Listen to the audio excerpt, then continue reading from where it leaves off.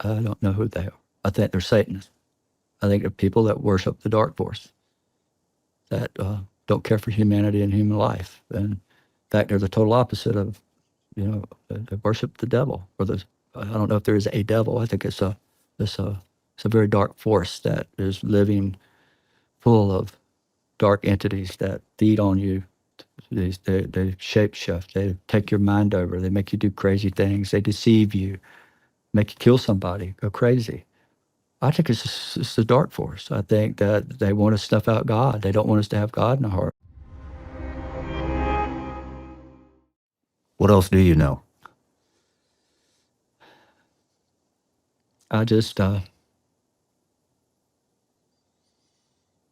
think we're living in the worst possible times right now. That if we don't make some changes, there's going to be some major disasters about to happen, and it's man-made. It's not solar flare. It's not any of that. It's a dark force. Because she told me. Well, I'll tell you what she told me. This is what I put in writing. Part of it. She said there are people in power. I put this in writing in 2012.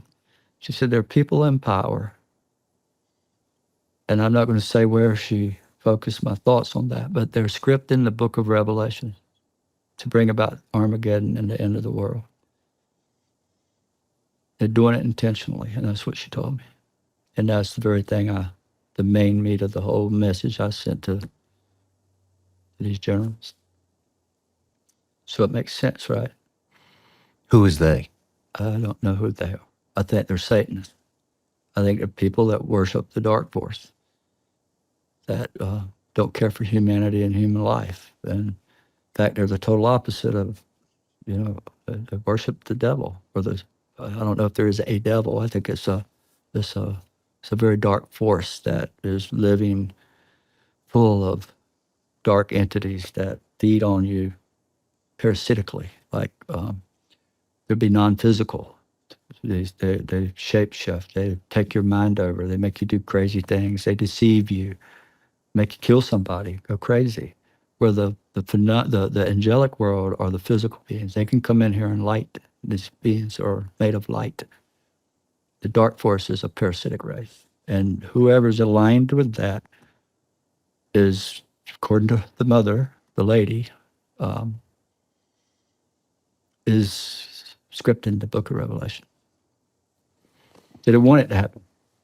Why did they want it to happen? I think it's the dark force. I think that they want to snuff out God. They don't want us to have God in our heart. Why do you think they did evolution? That's the biggest, dumbest thing I ever heard in my life. That every living thing come from a mud puddle, and it can't happen. It's just not possible. It's a laugh. It's a joke. You know what I find interesting is from the very beginning, when you saw the being that your family, and initially you, if I remember correctly, thought was just a medication, right? You had some type of an intuition from the very get-go that this was a guardian angel of some type. Yep. And it has progressed. I knew I had one when I was 10. I just knew it. I knew something saved me because the doctor's like, man, you shouldn't have lived through this. If I showed you the hole in my back and the lead in front of me right here, you'd be like, how did this happen? Is that close to my spinal column? I'm leaning over a bit. Is that close to the back of my head? And directly in line with my heart. And I knew the doctor told me you're the luckiest guy in the world. And all I could think then was it wasn't luck. It was something protecting me. In fact, in my regression, 2008, if you heard the regression, they said, we were with you when you were 10 years old, and we'll be with you right on. You know what else I find interesting?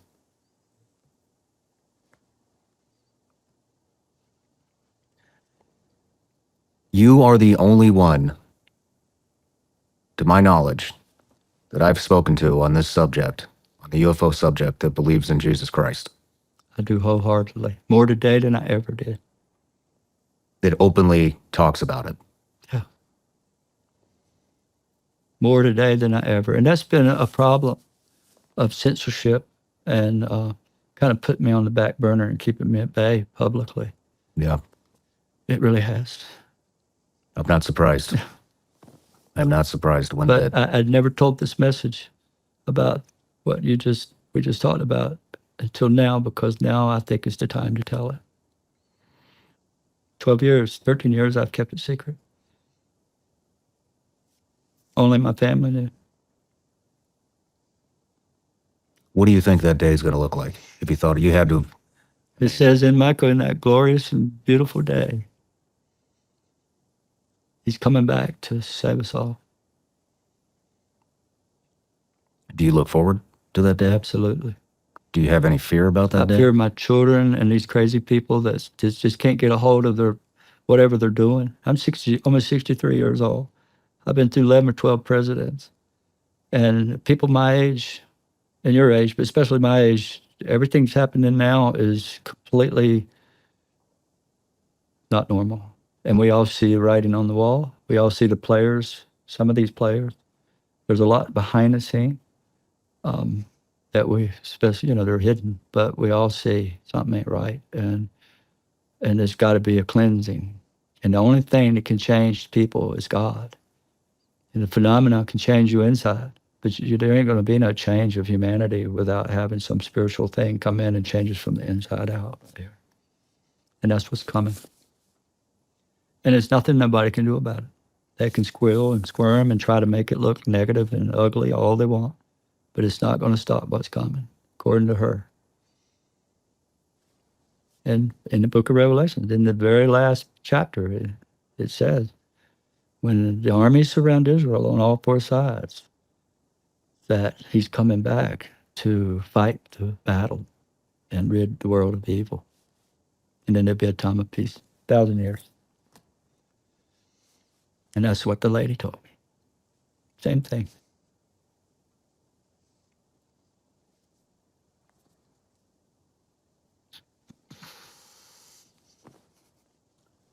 I said a lot, Thank you for sharing that. a whole lot. 18 years, I've never told this. Or the 17 and a half years. How does it feel to get it out? Right. Right. I'll get a lot of blowback from this, I promise you. I just hope the world that has been told it's the devil can wake the heck up and see that a little bit of heaven's coming here to help us. Would you be willing to come back on the show? I would love to, yes, sir. I'd be honored. I could go deeper, but I think this is a good part to end this interview. But with that being said, I would love to get you back because I have a lot more questions, but I know it's been a rough day. Just say the word and I'll be here. Thank you, Chris. I promise. There's been a lot of speculation on if UFOs are strictly some type of spiritual entity, or if they are nuts and bolts, or if it's both. There's a possibility there's both, but I haven't seen the other side. All these years' experience has been with the phenomenon, I call it, is a spiritual thing. It's like magic. They appear out of nowhere. In fact, Tim Burchett made a quote, and I saved it, that they believe that the interdimensional world will be the angels. And so if there might be some star cruiser coming from some planet some far away and stopping over to resupply and get some gas or something, right? But I can tell you there's not a reason in this world an alien would come down to the river where I'm crying out, God, help me. Why would he even care? Why would they want to help me? Why would they help all these other people, even animals? Because they have compassion for us and love. I know I already asked this, but I do want to ask it again. And I just want to hear what you personally think. I mean, of 2007 to 24, we're talking almost 17 years now. Yeah. Why you? What is it that you believe that God saw in you in that moment of time? Lots of people look up. I think that the phenomenon or God or whoever knew that I'm the kind of person that would never back down. Never, ever. Look at Paul in the Bible. Look at all the apostles, every one of them. They knew what they knew, and they went to death for it. They were boiled in oil and tortured and crucified and hung upside down and dismembered because they knew, without a doubt.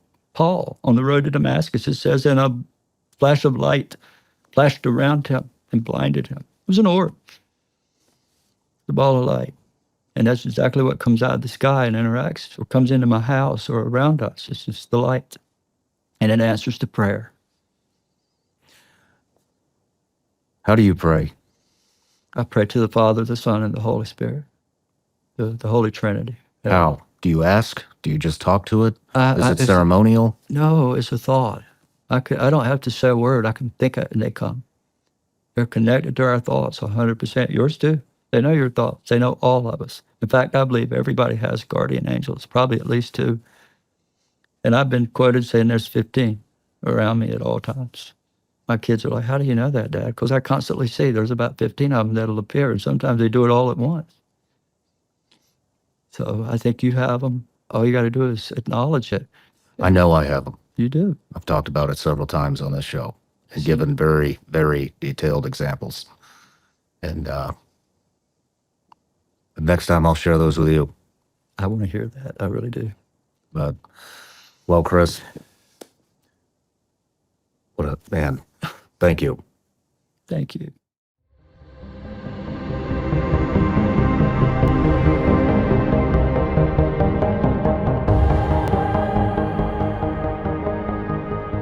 No matter where you're watching Shawn Ryan Show from, if you get anything out of this, please like, comment, subscribe, and most importantly, share this everywhere you possibly can. And if you're feeling extra generous, please